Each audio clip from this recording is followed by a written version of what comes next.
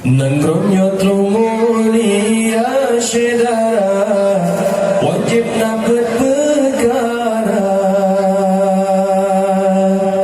ilmu para ulama pertama sebagai lampu dunia.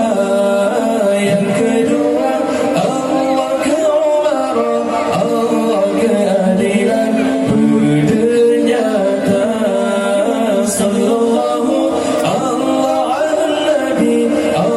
Nabi Muhammad Sayyidil Mustafa. Nengkronyo trumulia syedara wajib dapat perkara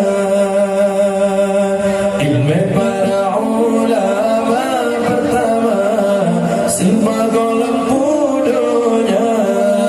Yang kedua Allah keomaran, Allah keadilan bernyata.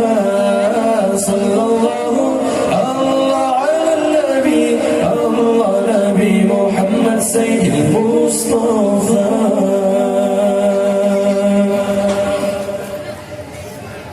Yang kelai bertayakin bagi tanya mu'min kesabda Sayyidina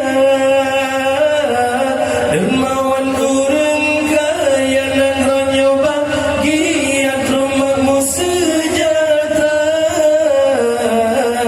menang keyakinan mulia badan mendung ada bangsa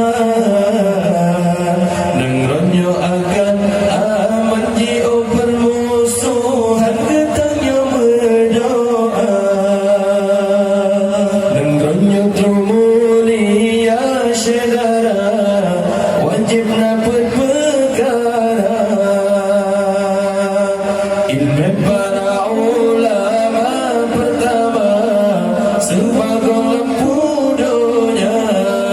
Yang kedua Allah keomaran, Allah keadilan bernyata. Sallallahu Nabi Muhammad Sayyidil Mustafa.